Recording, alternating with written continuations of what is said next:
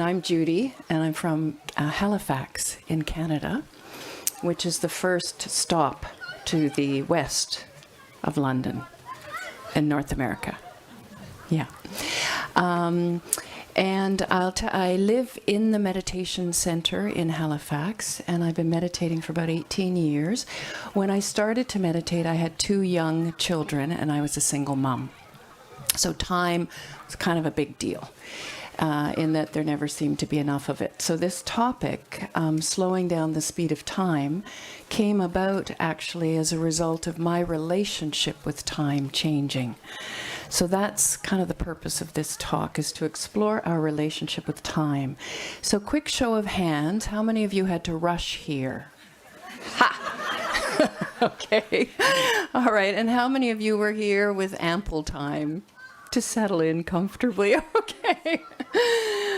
Okay, I feel like most of us are living in the consciousness of either being a victim of time, it's always on my back and I can't really seem to get away from it, or we're running after time, or maybe there's another one, which is, this is probably my category, I'm always on time, in fact I'm usually early, but there's a bunch of rushing involved and stress. Anyone fit in that category? Yeah, okay. So we have issues with time. Is that fair to say? Yeah, okay. And do you feel that time's moving faster right now? Do you? Are any of you old enough to have watched a remake of a movie you loved before? Have you? All of you. Okay, great. So mine was Parent Trap. I don't know if you have it here, but in North America it's very popular. And did you notice when you watched the earlier version how slow it moved? Did you find yourself getting bored? No. You must really love that movie. Okay. So even in my lifetime, and I'm 55 at this point, I have noticed that things have speeded up a lot, you know? And forget the 1800s. You know, forget the time period of this house where everything moved, you know, slowly and royally, just in our lifetime. So I'm wondering, what is time anyways? If I'm going to have a relationship with this thing, or I'm constantly, it's omnipresent in my life. And I don't know if any of you have thought about this. I'm not a physicist, and I don't know really much about Einstein's theory of relativity. But my understanding in essence, and if anyone here is, please come to the table afterwards and correct me, okay? But my understanding is that time is essentially the distance or the gap, the space between actions. Kind of a working definition of time, right? So it would make perfect sense that we have so little of it. Why? Because we're moving, there's so many actions. We're all involved in so many things that there's no space between. Right? This is the theory of relativity as I understand it. Yeah? Time is relative. It changes according to our experience. Right? So therefore, when I'm bored and nothing seems to be happening, time moves very slowly, doesn't it? And yet when I'm absorbed in something that I find fascinating, like all neurons are firing, I'm engaged, I'm involved, time goes by like that, right? You've ever concentrated on a wonderful, I don't know, knitting or creative endeavor, and you realize you've been sitting there for 4 hours. How did that happen? Right? And time went by so quickly. You didn't notice. So in other words, time is relative, and therefore it is a matter of consciousness.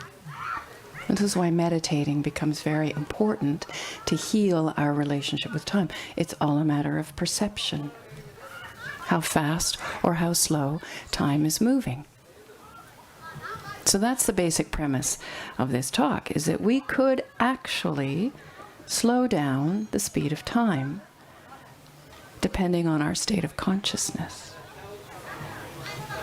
What do you think? Sound good? Yeah? You in? Okay. So I'm going to tell you 2 stories. One is my practical experimenting as a single mom with this idea, because it's a big idea, but does it really work? Okay? So that's the second story.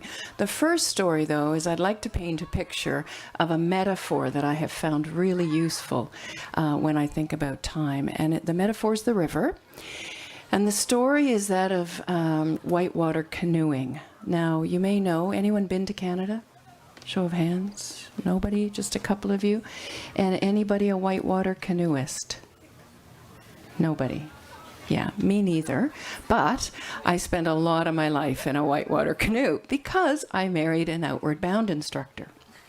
And he loved, I am no longer married to this wonderful person, but he loved taking us to the outdoors, which I loved also, but on high adventure experiences. So one of those high adventure experiences is whitewater canoeing. So I don't know what your rivers are like here in the UK, but in Canada they're raging. They're torrential. They come down from the mountains. And there are 5 classes of rivers that you're allowed to paddle as a human being in an open boat, which is a canoe. It's not closed like a kayak. So 5 levels. And the third level, the 5 levels is quite a bit less, the 5th level, less than Niagara Falls, but you wouldn't want to do it. Okay? So we would typically canoe a level 3. As you can imagine, roaring waters, the sound is booming. You can't really hear the person at the back of the boat. I'm always at the front, the first one to die, right? Because the one who knows how to paddle has to be at the back, because that's where you control the boat, right? So raging sound, rivers crashing, water crashing against rocks, big rocks right in front of you, narrow passageways. You know, water's up to about here, right, when it crashes, and the passageway is quite narrow. You get the picture here? Yeah? Okay. And I'm in the front because the person in the front has little to do except say there's a rock. And of course, it's so loud that the person in the back has to have seen that rock themselves because they wouldn't know. So this is a scenario where I learned about my relationship with time. So I would sit at the front, he would sit at the back. We would paddle in that sweet meandering way until we could hear the roar of water ahead. We knew it was coming. And then we would see something, and he would, just as the volume increased on the water and I couldn't hear anything except my heart in my ears, pounding like crazy, my panic and anxiety reaction happening, and somehow from the back of the boat I would catch, "Back paddle!" And this would be the instruction that I was being yelled at. And this meant I had to paddle backwards as fast and as hard as I could, which wasn't a problem because I was willing to do anything to survive. So paddling back really, really fast, he would paddle back and we would hover above the river. It is the most amazing feeling. It's probably the only reason, other than love, that I got back in that canoe every time, is that when you're just hovering over the water, you can see there's a cliff right there. And any minute now, we're going over this because we want to. We chose to be here. But somehow, in that moment, we're not going anywhere. We are sitting because he's stronger than I am and he's at the back. So that's really important. And I'm scared to death, so I'm pretty strong, thanks to adrenaline, and I'm at the front. So the two of us together have stopped this boat. The river underneath us is carrying us to our imminent death, at least in my mind. And I know, because I've been briefed on this, that once the river hits the rock, it's something like 20,000 tons of water. I'm exaggerating. A lot of tons of water against a rock. The last place you want to be as a person or a canoe is between the water and the rock. And we've seen on our journey evidence of people being in this position before, which looks like a canoe wrapped around a rock. So if the person's there, yeah, so you know why I was afraid. Okay, so this picture is racing in my mind. I know exactly graphically what it would look like and feel like to die in this river. But I'm back paddling really, really fast. And we're sitting still. And then he, the wise one, decides where the boat's going to go. Because what you look for is a V in the river. And it's where the white rolling waves come together in a tiny V. That's our aim, that's our destination. We have to get the bow of the boat, the little point where I sit, through that V, and we will be safe. Right? We'll be on the other side of the rock. We'll be alive. in my mind. So, of course, we're always arriving at this rock, facing the rock, because that's where the water's going. You get the picture, right? Anyone else scared? Is it just me? I find this terrifying. Even reliving this is terrifying. Okay, so anyways, back paddle. So the boat's hovering there. And then he yells, which I can barely hear, another instruction, which will be either draw or push. I think that's it. Yeah. So draw means I have to pull the boat or the water towards the boat or the boat towards my paddle, which moves the bow of the boat ever so slightly like this. Or I have to draw. No, that's draw, push. I have to put the paddle beneath the boat. Oh, pry. Sorry, it's called pry. I forget already. And I have to push the boat away from the water, which pushes it that way. You get the idea, right? So that's all I have to do is one of these two things. And once I've done that, then I get another loud instruction that says, paddle! And of course he's yelling, which scares me to death, but he has to because I won't hear him otherwise. In that moment, we both paddle with all of our force and we go straight through the V and out the other side. This is the exhilaration of whitewater canoeing. So you can never have to do it. You've lived it here. So what's interesting about that, though, is that the secret to whitewater canoeing is when I learned about a new relationship with time, which is you're very safe and you're very much in total control of yourself in the boat when you are doing one of two things in relation to the river. The first thing is you have to go slower than the river. That's the time of maximum control. So we could sit there and back paddle for quite a while we talked about our strategy, or I should say he thought about our strategy and I waited for the instruction, right? But we could sit there and just hover and this water is raging beneath us, right? And then for a split second we go really fast and we catch the V. So if you're going faster or slower, you're fine. If you go the same speed as the river, you go into the rock. Does that make sense? Isn't that cool? So it became very obvious to me that the river is time. And I've got two options here. I either try and go faster than the river of time, which is what I usually do, right? I'm running ahead to keep ahead, right? I'm running after time, trying to fit in all those activities in a limited time span, right? That's going faster than the river. And I'm rarely, unless I'm meditating, and I'm being very conscious while I'm walking, I rarely go slower. But that's actually my time of maximum leverage. My maximum power time is when I slow myself down.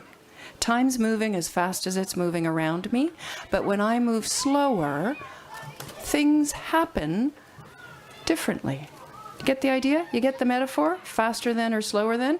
You choose. I think most of us are trying to go faster than the river. But my experience in the whitewater canoe is that you go fast only for a split second, right? Because it's not sustainable to go that fast all the time, right? It is quite sustainable when two people are paddling against the river to sit there for an extended period. Get the idea? Okay, so that's my metaphor for time, is that it's a river and I can choose faster or slower. Slower is more enjoyable, actually. So the next thing I want to tell you is my practical application. And I think our time evaporates. This is great. Slow time down, everyone. So my story is 5 minutes. So I get this big idea as an early meditator, and I have these two little kids, and I'm a single mom, and I'm working, and I need to be at work at 9 o'clock, and the kids need to be at school at 8:40, and of course, two little girls, and the littlest one is, given to me in this life to make me patient. So we have this child who to this day is just a gem and I adore. And her name is Lucy and she has red hair. So every morning at 8:30, which is exactly 10 minutes, it takes us 7 minutes to walk to school. At 8:30, she has a complete meltdown, and the meltdown involves I need a new stuffed animal. The outfit I'm not wearing is not right for today. I don't like what's in my lunch. Oh, and I forgot that thing I can't find in my room. So all of these things have to happen in 3 minutes if we're going to get out the door in time for the bell at school. Anyone else know this scenario? Yeah, lots of us know this scenario. Okay, so you know what that looks like. And you know, as a parent, one of your strategies is to child handle the child out the door. Like fierce control, seemingly kind and loving. Do you know that story? Yeah. Okay, so and then all the way to school, the relationship is a little bit like this because the tension was felt. So I learned this big idea about time. I can slow time down.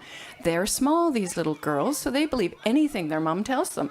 So I say, don't worry, Lou, we have oodles of time. And I sit myself down on the couch in the living room and I do everything I can to employ my new meditation techniques. I am a peaceful soul. I am peace. And I know it can't be fake, because if it's fake, she'll be on to me, right? So it's very honest, and I master myself, and I get in the zone. I'm very peaceful. Don't worry, Lou, we have oodles of time. Get on a new outfit. Find that stuffed animal that you love, because I know he's really important to you, to take Ellie and not the other one, okay?